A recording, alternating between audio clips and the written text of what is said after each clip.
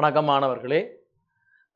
இன்று நாங்கள் LMDM யூனிட்டின் இந்த காவுத சாதாரண மாணவர்களுக்கான அந்த வினாவிடை வகுப்பில் கணித பாடத்தின் தொடர்ச்சியை கற்க உள்ளோம். அந்த வகையில் இந்த கணித பாடத்தின் பகுதி பியின் முதலாவது பேப்பர் பகுதி பியின் வினாக்களில் நாங்கள் ஏற்கனவே கடந்த வகுப்பில் பின்னங்கள் தொடர்பாக ஒரு வினாவை நாங்கள் பார்த்திருந்தோம். அதுக்கான விடையை நாங்கள் எவ்வாறு பெறலாம் என்பதனை நீங்கள் பார்த்திருங்கள். அந்த வகையில் அடுத்த வினாவை நாங்கள் இன்றைய தினம் கற்க உள்ளோம். பாருங்க, அந்த இரண்டாவது வினாவை பின்னமண்ட அளவுக்குள்ள நான் போட்டிருக்கிறேன். ஏற்கனவே பின்னம் தொடர்பாக கடந்த வகுப்பில் கற்ற அதே அந்த வினா, அதில் சின்ன ஒரு மேற்றம், அந்த பின்னத்தில் இருக்கிற அந்த அலகு கொண்டு தான் அந்த வினாவில் உள்ள தரவில் சிறிய ஒரு மேற்றத்தோடு அந்த வினா இதை நான் போட்டிருக்கின்றேன். அந்த வினாவை நீங்கள் வாசித்து கண்டா, ஒருவன் தனது காணியின் 1/5 பங்கினை தனக்கென வைத்துக் கொண்டு மீதியின் 2/1 பங்கினை மகளுக்கும் மீதியினை தனது 3 மகன்களுக்கும் சமராக பகிர்ந்து கொடுத்தார். அப்ப கடந்த வகுப்புல நாங்கள் பார்த்த அந்த பின்னம் தொடர்பான வினாவுக்கும் இந்த வினாவுக்கும் இடையில ஒரு வித்தியாசம் இருப்பதை நீங்கள் காணலாம். அந்த தரப்பட்ட தரவில வித்தியாசம் இருப்பதை காணலாம். அப்ப அந்த வினாவில நீங்கள் பார்த்தீங்கன்னு சொன்ன கடந்த வினாவில பார்த்தீங்கன்னு சொன்னால் அந்த 2 பேருக்குரிய புதங்காய் என்ற கொடுப்பனவு பிறகுதான் அந்த மீதி என்ற சொல்லு பாவிக்கப்பட்டது. இங்கே ஆரம்பத்திலேயே அந்த மீதி என்ற சொல்ல பாவிச்சிருக்கான். பாருங்க, ஒருவன் தனது காணியின் 1/5 பங்கினை தனக்கு வைத்துக் கொண்டு மீதியின், அப்ப முதலாவது தனக்குரிய பங்கை எடுத்த பிறகே நாங்கள் மீதியின் என்ற ஒரு சொல்ல பயிருக்கு. அவ அந்த தரவுல வித்தியாசம் உங்களுக்கு விளங்கிக் கொள்ளும். வித்தியாசத்தை இனங்கண்டாத்தான் நாங்கள் அந்த கணக்குரிய விடிய சரியா செய்யக்கூடிய வகையில இருக்கு. அப்ப இந்த தரவை வச்சுக்கொண்டு நாங்கள் இந்த வினாவுக்குரிய விடையை நாங்கள் எப்படி பெறலாம்னு பார்ப்போம். அப்ப ஒரு காணியில தன்னுடைய பங்கு எடுத்துக்கொண்டு மிச்ச காணிய அரைவாசி எடுக்கிறான். அப்ப அந்த செய்யற முறையில வித்தியாசமான முறையை நீங்கள் வகுப்புறையில உங்களோட ஆசிரியர்களாக கற்றிருப்பீர்கள். அப்ப இந்த முறையிலே நீங்கள் செய்யலாம், பிரச்சனை இல்லை. நாங்கள் அந்த பின்னமன்ற ஒரு அழகை நாங்கள் இந்த வினாவினூடாக உங்களுக்கு என்ன திருப்பியோருக்கா மீட்கிற சந்தர்ப்பமே தவிர மற்றபடி நீங்கள் செய்யற முறையிலேயே நீங்க அந்த கணக்கை செய்யலாம். அப்ப நான் ஏதோ ஒரு முறையில அந்த கணக்கை நான் அதுக்குரிய விடையை நான் எடுத்து காட்ட உள்ளேன். நீங்கள் கற்ற அந்த முறையில அந்த வினாவுக்குரிய விடையை நீங்கள் திருப்பி செய்து பார்க்கலாம். அப்ப பாருங்கோ, இந்த தரவை வைத்துக்கொண்டு முதலாவது வினாவை பாருங்கோ. அவன் மகளுக்கு கொடுத்தது முழுக்காணியின் அளவின் என்ன பின்னமாகும்? அப்ப பாருங்கோ,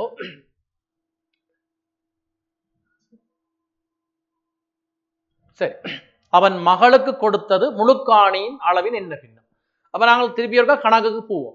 ஒருவன் தனது காணியின் 1/5 பங்கை தனது தேவைக்கு எடுத்துக்கொண்டு மீதியின் 2/1 பங்கைத்தான் மகளுக்கு கொடுக்கிறான். அப்ப மகளுக்கு கொடுத்த காணி எவ்வளவு காண்றதுக்கு முதல் அவன் தான் எடுத்த பிறகு மிச்சம் எவ்வளவு காணி இருக்குன்றது தெரிஞ்சிருக்கணும். அப்ப தன்னுடைய தேவைக்கு எடுத்துக்கொண்ட காணி எவ்வளவு? 1/5 பங்கு. அப்ப நாங்கள் அடுத்ததை பார்க்க போறோம். அவன்கிட்ட தற்போது கூட மீதியா இருக்குது. அப்ப மீதி காணியை எடுப்போம். நாங்கள் மீதி காணியை எடுப்போம்.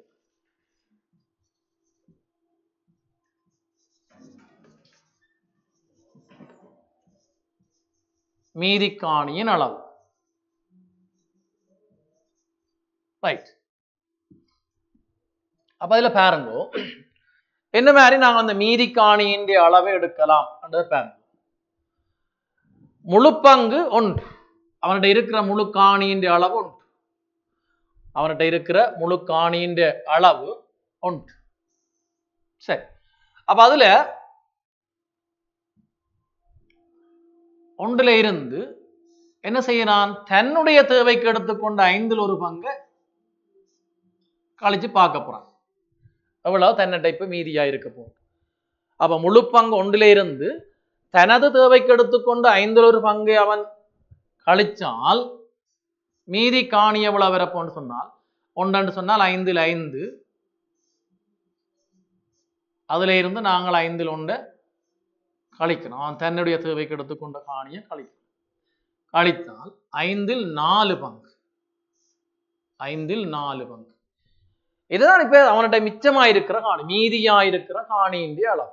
5ஆ பிரித்து 4 பங்கு மீதியாயிருக்கு. 1 பங்கு தன்னுடைய தேவைக்கு எடுத்துட்டான். சரி, இப்ப இந்த வினாவுக்குரிய விட 5ல் 4 இல்லை. கவனமா இருக்கணும். நாங்கள் ஒரு கேள்விக்கு முழுமையாக விடை எடுத்திருக்கின்றோமோ இல்லையோண்டு அந்த கேள்வியை மீண்டும் ஒரு வாசித்து பார்ப்பதன் மூலம் நாங்கள் அறியலாம். அப்ப ஏதோ ஒரு விடையை எடுத்துட்டோம் யோசிச்சு போட்டு அந்த கேள்விக்குரிய விடையை எடுத்துட்டோம் சொல்லி போட்டு அடுத்த வினாவுக்கு புரியல. அப்ப நாங்கள் எடுத்தது இப்ப இந்த வினாவுக்குரிய விடை இல்லை. இந்த வினாவுக்குரிய விடையை பெறுவதற்காக எடுக்கப்பட்ட ஒரு தரவு தான் இது. அதாவது மகளுக்கு கொடுத்த காணியின் அளவை காண்றதுக்கு எங்களுக்கு அவன் தான் எடுத்துக்கொண்டது பிறகு மிச்சமாயிருக்கிற காணியை கண்டுபிடிக்கணும். அந்த வகையில அவன் எடுத்துக்கொண்டது 5ல் 1 பங்கு, முழுக்காணி 1 பங்கு. அப்ப அந்த முழுக்காணியில இருந்து அவர் தன்னுடைய தேவைக்கு எடுத்துக்கொண்ட காணியை கழிச்சு பார்க்க மீதி 5ல் 4. மீதி 5ல் 4 மகளுக்கு கொடுக்கிறாரோ இல்லை. அந்த மீதி 5ல் 4 இருக்கிறது அரைவாசியத்தான் மகளுக்கு கொடுக்கிறது. அப்ப இப்ப நாங்கள் மகளுக்கு கொடுக்கிற காணியை எவ்வளவு பார்த்தோம்னு சொன்னால், மகளின் காணி எவ்வளவு பார்த்தோம்னு சொன்னால், மீதி காணியின் அவர்கிட்ட இப்ப எவ்வளவு மீதியா இருக்குது 5ல் 4. அந்த மீதி காணியின் இன் நாங்கள் ஏற்கனவே இன்னன்றதுக்கு நாங்கள் தரவை பயன்படுத்தி உள்ளோம். அப்ப 5ல் 4 இன் எவ்வளவாம் அரைவாசி, 2ல் 1 பங்குத்தான் மகளுக்கு கொடுக்கிறேன். அவர் மிச்சமாயிருக்கிற முழுவதையும் மகளுக்கு கொடுக்கல. அந்த மிச்சமாயிருக்கிறதுல அரைவாசியத்தான் மகளுக்கு கொடுக்கிறேன். அப்ப அதை நாங்கள் காண்றோம் மிச்ச காணின்ற அரைவாசி. அதை பின்னம் அந்த பெருக்கள் என்ன கணித செயற்பாட்டை வச்சுக்கொண்டு நாங்கள் அந்த தொடர்பு எடுக்கிறோம். அப்ப இங்க பாருங்க, நாங்கள் பகுதியனை தொகுதியனை சுருக்கக்கூடிய மாதிரி இருக்கு. அப்ப சுருக்கினால் 2, அப்ப 2 2 கீழே 5. சரி, இப்ப மகளுக்கு கொடுத்த பங்கு முழு பங்கின் பின்னமாக காட்டப்பட்டிருக்கு. எத்தனை? 5ல் 2 பங்கு.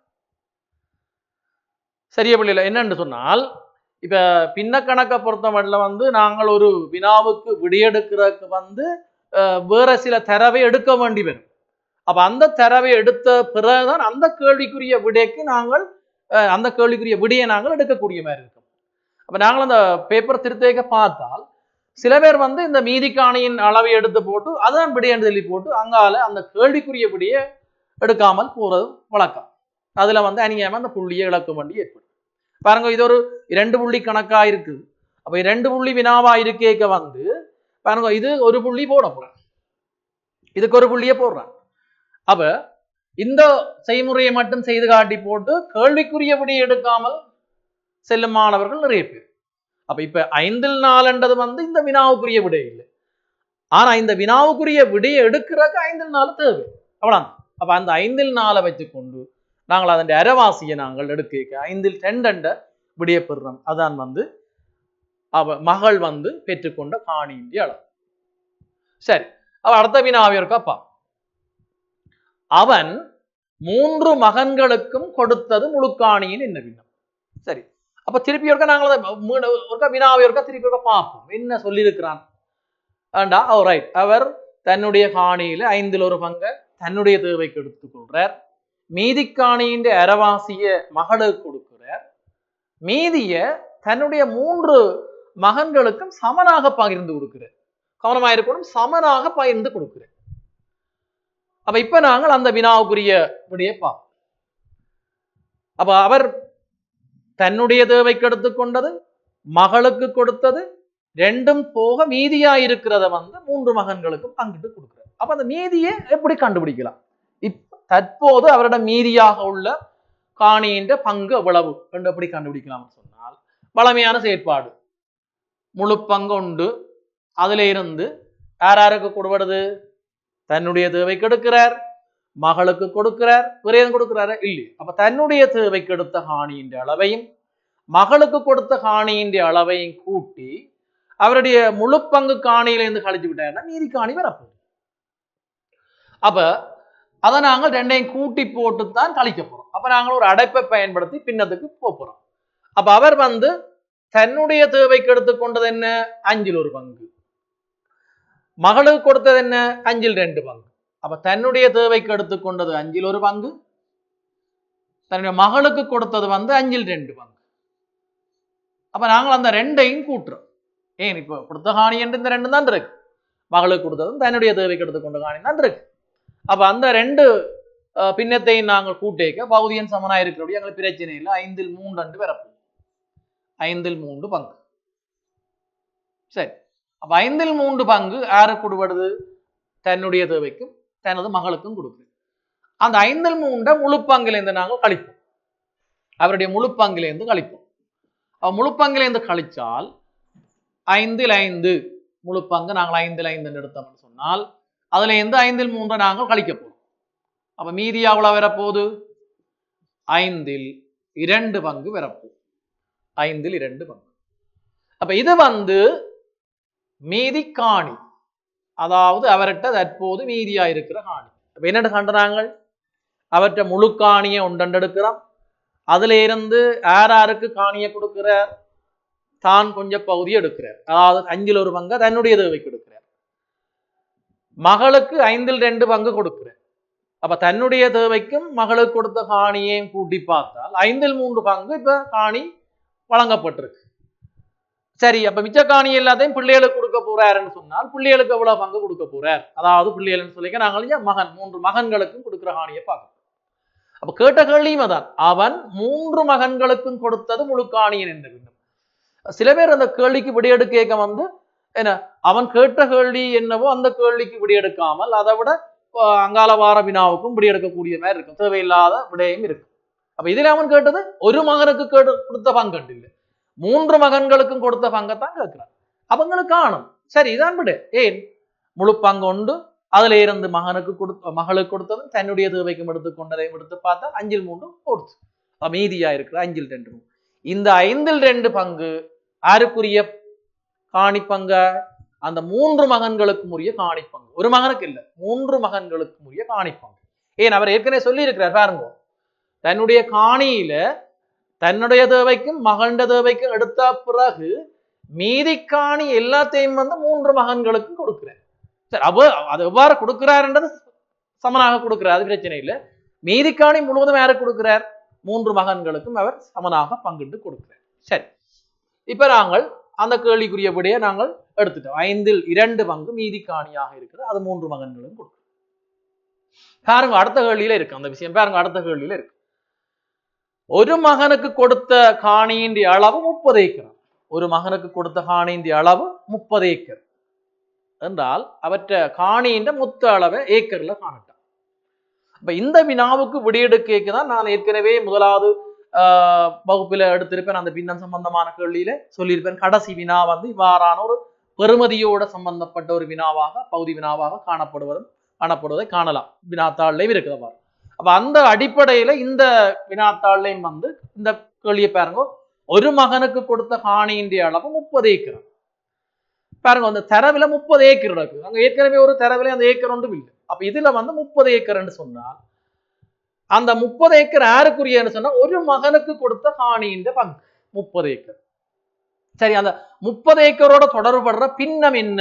ஏன் நாங்கள் செய்து கொண்டிருக்கிறது பின்னம். பின்னத்துலதான் விடை எடுத்துக்கொண்டு வாரோம். பின்னத்துல விடை எடுத்துக்கொண்டு வரைக்க இந்த வினாவில 30 ஏக்கர் ஒரு தரவு வருது. அப்படி யோசிக்கணும். அப்ப 30 ஏக்கரை நாங்கள் ஒரு பின்னத்தோட சமப்படுத்தித்தான் இந்த வினாவுக்குரிய விடைய ஏக்கர்ல காணலாம். சரி, அப்ப அந்த அடிப்படையில 30 ஏக்கர் யாருக்கு வழங்கப்படுது? ஒரு மகனுக்கு வழங்கப்படுது. அந்த ஒரு மகனுக்கு வழங்கப்படுற 30 ஏக்கருக்குரிய பின்னம் என்ன? சரி, அப்ப இங்க இன்னொரு வினாவுக்கு இன்னொரு தரவை எடுத்துத்தான் இந்த கேள்விக்கு விடைக்கு போகலாம். பாருங்க, ஒரு மகனுக்கு கொடுத்த காணியின் பின்னத்தை கண்டுபிடிச்சால்தான் இந்த வினாவுக்குரிய விடையை நாங்கள் சரியான விடையை எடுக்கக்கூடிய மாதிரி இருக்கு. சரி, அந்த வகையில நாங்கள் ஒரு மகனுக்கு கொடுத்த காணியின் அளவை காணப்படும். ஒரு மகனுக்கு எப்படி காணி வழங்கப்படுது? இது 3 மகன்களுக்கும் கொடுத்த காணி 5/2 பங்கு. அந்த 3 மகனுக்கும் எவ்வாறு காணி கொடுக்கப்படுது என்று ஏற்கனவே சொல்லியிருக்கிறான். மீதி காணி 3 மகன்களுக்கும் சமனாக பகிர்ந்து கொடுக்கப்படுகிறது. இப்ப 3 மகன்களுக்கும் கொடுத்த பங்கு எத்தனை? 5/2 பங்கு. இந்த 5/2 பங்கு 3 மகன்களுக்கும் கொடுக்கிறேன்னு சொன்னால் ஒரு மகனுக்கு எவ்வளவு பங்கு கிடைக்கும்? அதான் இப்ப எங்களுக்கு ஒரு மகனுக்கு கிடைக்கிற பங்கு. சரி, அப்ப ஒரு மகனுக்கு கிடைக்கிற பங்குன்னு சொன்னால் எங்களுக்கு தெரியும், வளமையா ஒரு 150 ரூபாய் பணத்தை 3 பேருக்கு இடையில பங்குறன்னு சொன்னால், சமனா பங்குறன்னு சொன்னால் அந்த 150 3ஆல பிரிக்கிறோம். அப்ப அதே அந்த அடிப்படையில மிச்ச காணி எல்லாத்தையும் மீதி காணி எல்லாத்தையும் 3 மகன்களுக்கு இடையில சமனா பங்கிடணும் சொன்னால் அந்த 3 மகன்களுக்குரிய காணியின் பங்கு 3ஆ பிரிக்கணும். அப்ப மூண்டா பிரிக்கிறேன்னு சொன்னால் நாங்கள் என்ன செய்ய போறோம்? மூன்றால அதை வகுக்க போறோம். மூன்றால அதை வகுக்க போறோம். சரி, அப்ப 5/2 மூன்றால நாங்கள் வகுக்க, அது தெரியும் வகுத்தல், பின்னங்கள்ல வகுத்தல் வரைக்க நாங்கள் அதை பெருக்கலாக்கி போட்டு செய்யறது வழக்கம். அப்ப பெருக்கலாக்க அந்த அரணவுக்கு பின்னால வகுத்தலுக்கு பின்னால இருக்கிற பெருமானத்தின் நிகர்மானம் வரப்போம். அப்ப இது 3/1 நாங்கள் மாத்தி பெருக்கலுக்கு மாத்தி செய்யறோம். 3/1. அப்படி 3/1 மாற்றியக்க வந்து பின்ன பெருக்கல் வந்திருக்கு பாருங்க. பின்ன பெருக்கல் வந்திருக்கு. வகுத்தல் பின்னல் பெருக்கலா மாறி இருக்கு. அப்ப இந்த விளக்கங்கள்லாம் நீங்க ஏற்கனவே படித்த விளக்கங்கள். ஆகவே நான் இதுல வந்து கூடுதலான விளக்கத்தை தரவில்லை. ஆகவே அரண தரவா மாறிக்க 3/1 மாறுது. அப்ப நாங்கள் இங்க மேலே பகுதி எண்ணையும் தொகுதி எண்ணையும் பழமையா பின்னங்களோட பெருக்கல சுருக்கலாம் பார்த்தா இல்லை. பகுதி எண்ணோட பெருக்கி போடுறோம் 15, தொகுதி எண்ணோட பெருக்கி போடுறோம் 10. 15/2. அப்ப இந்த 15/2 என்ன? ஒரு மகனுக்கு கிடைக்கிற காணியின் அளவு, பங்கு, முழு காணியின் பங்கு, அதன் அளவு. அப்ப ஒரு மகனுக்கு 15/2. அடுத்த மகனுக்கு எத்தனை வரும்? 15/2. இன்னொரு மகனுக்கும் 15/2. என் சமனாக பங்கிடப்படும். அப்ப இந்த வினாவுக்குரிய விட வந்துருத்தோ? சரி, இந்த வினாவுக்குரிய விடையை எடுப்பதற்காக நாங்கள் என்ன மேலதிகமாக ஒரு தரவை எடுக்கணும் என்று சொன்னால் அந்த தரவு தான் ஒரு மகனுக்குரிய காணியின் அளவு பின்னத்துல கண்டிருக்கிறோம். சரி, இப்ப நாங்கள் இதை கொண்டு போய் அதோட தொடர்புபடுத்துவோம். ஏனென்றால் ஒரு மகனுக்கு கொடுத்த காணியின் அளவு 30 ஏக்கர், ஒரு மகனுக்கு கொடுத்த காணியின் பங்கு 15/2. அப்ப அந்த 15/2 பங்குக்குரிய பின்னம்தான் பெருமதிதான் 15/2 பங்குக்குரிய பெருமதிதான் எத்தனை ஏக்கர்? 30 ஏக்கர். அப்ப இந்த இதுல கவனமாயிருக்கணும். இந்த 2 பங்கு தான் 30 ஏக்கரை குறிக்கும். 15 முழு பங்கு, அதுல 2 பங்கு 30 ஏக்கரா இருந்தால் நாங்கள் இது ஒரு சாதாரண செய்முறை. 15 ஒரு பங்குக்கு எத்தனை ஏக்கர் என்று எடுக்கிறோம். அப்ப ஒரு 2 பங்குக்கு 30 ஏக்கரா இருந்தால் ஒரு பங்குக்கு 15 ஏக்கர் என்று எங்களுக்கு பார்க்க தெரியும். 15 ஏக்கர். சரி, அப்ப இனி கேட்ட கேள்வி முழுக்காணியின் அளவு என்றால் 15/15. அப்ப இத வித்தியாசமான வேற முறையெல்லாம் இருக்கு, செய்யற முறை நிறைய இருக்குது. அப்ப நீங்கள் எந்த முறையில செய்தீங்களோ அந்த முறையில நீங்க இந்த கணக்குரிய விடையை எடுக்கலாம். அப்ப இதுவும் ஒரு இலகுவான முறை, என்ன எளிய ஒரு முறையாகத்தான் காணப்படுது. 2க்கு 30 1க்கு 15 ஏக்கர். ஆகவே 15 மொத்தம் 15க்கு என்ன 1 15 இருந்தா 15 எவ்வளவு? 15 பெருக்கினால் 225 ஏக்கர். அப்ப இப்ப அவற்றை மொத்த காணி எவ்வளவு நீங்க பாத்தீங்கன்னு சொன்னால் 225 ஏக்கர் காணியாக காணப்படும்.